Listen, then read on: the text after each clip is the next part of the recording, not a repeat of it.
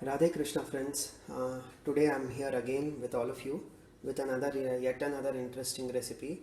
It is called Menthe Guggri or Menthe Uggi, and because it is the season for lima beans or country beans or avrekai, I am explaining this recipe. It is a very interesting recipe for all of you to try and make for your Krishna and Radha at home.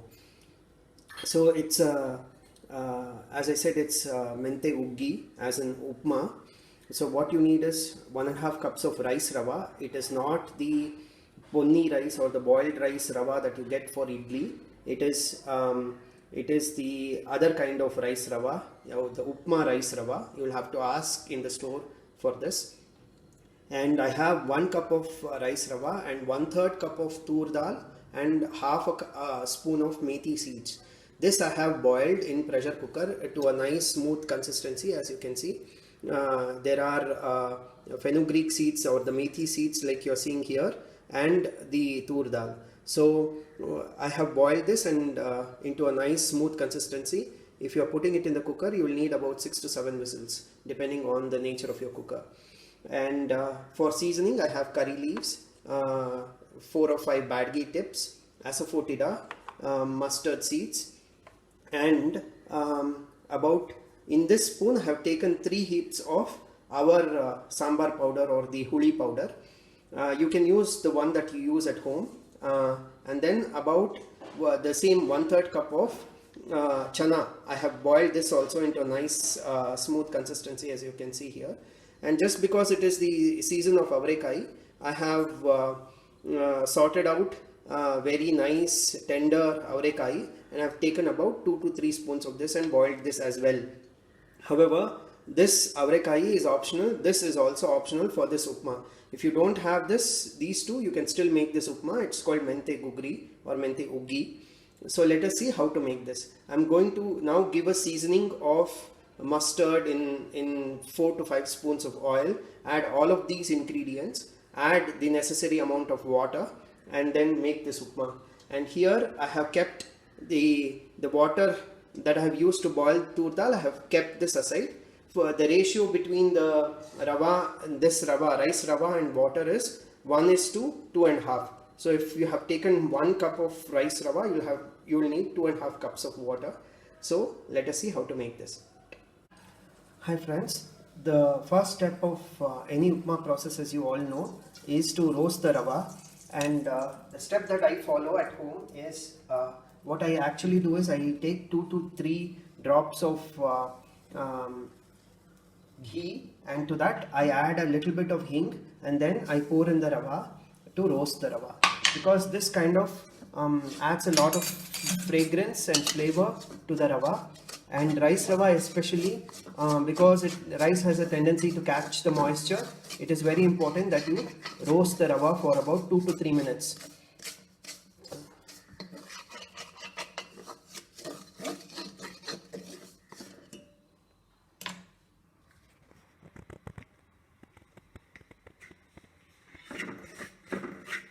So the trick to do this is you should roast this on a medium flame until the rava becomes extremely dry and flavorful because of the hing and ghee.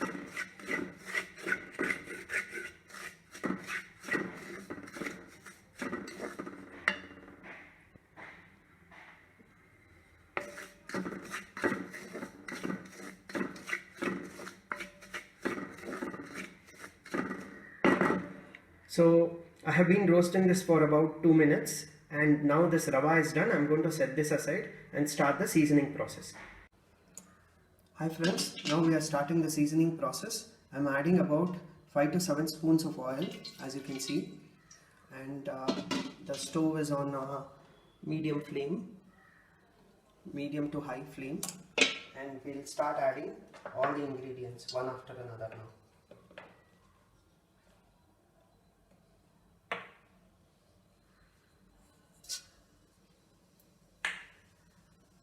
So added mustard, I'm adding hing,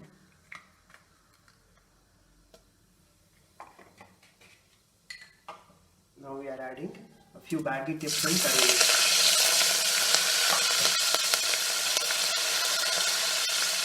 To this I am adding chana dal, the roasted lima beans or the country beans, and then I am adding the sambar powder. And now we will just give it a nice mix.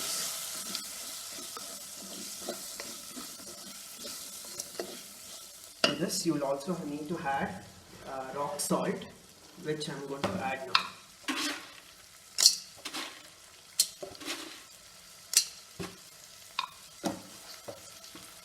And then immediately I am adding the tur dal and methi seeds that are boiled in the pressure cooker for about 5 to 6 whistles, so that it is as good as boiling it for sambar or rasam. It's the same process.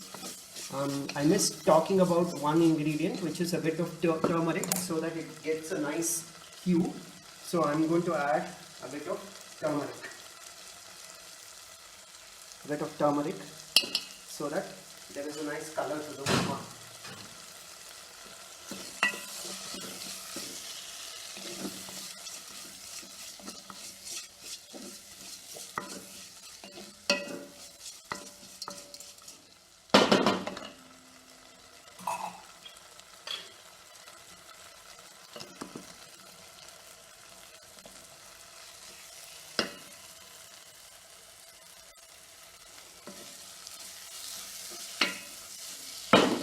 So this, friends, I am adding water now, and I am going to allow it to boil nicely on a high flame.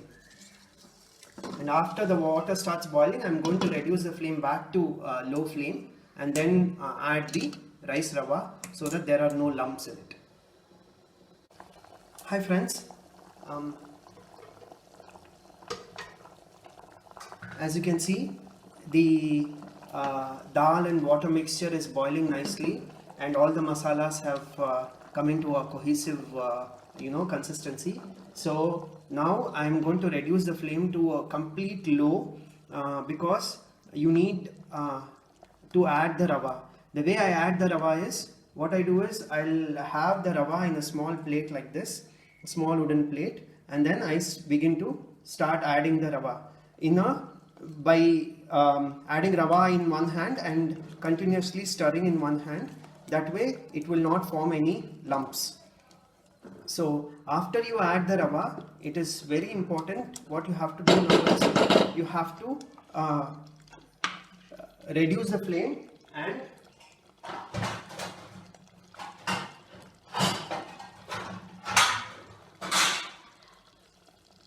close the lid on top. You need a nice copper plate like this, so with a lead coating. So we are going to close this. This is a very important step. For at least 3 to 4 minutes you have to close it and leave it on a low flame like this, because that is when the rava absorbs all the moisture and turns the upma into a nice soft texture. If you keep on stirring the rava after you add, the elasticity or the stickiness in rice rava is going to ooze into your water mixture, and then it's going to become very sticky upma. So if you want the rava to be explicit and have a nice texture, it is very important that you follow this step. For 3 to 4 minutes right after adding the water, you have to close the lid, and then you can again open it and then give it a nice mix.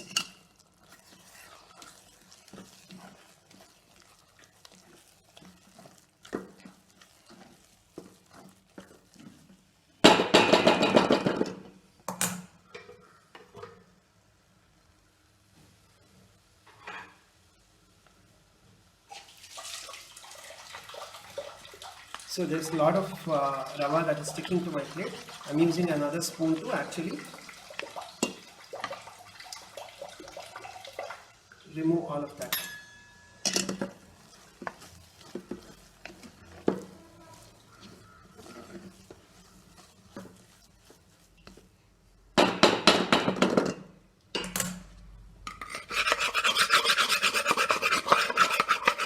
There was a bit of rava that was sticking to my wooden plate. I'm adding that also and closing this for another 4 to 5 minutes. Because this is rice upma, it is very important that you cook this for at least 10 minutes 4 to 5 minutes initially and 4 to 5 minutes after you give it a mix. So we'll come back to this. Garnish with cilantro and grated coconut, fresh grated coconut, and then serve it to Krishna. Hi friends, now I'm going to open the plate and garnish it with, this is now cooked and well done. So as you can see here, and to this I'm adding a bit of fresh coconut and cilantro. The more you add, the better it is. So I'll just show you, as you can see here. So this is the upma and the coconut. I'm just giving it a nice mix and turning off the stove.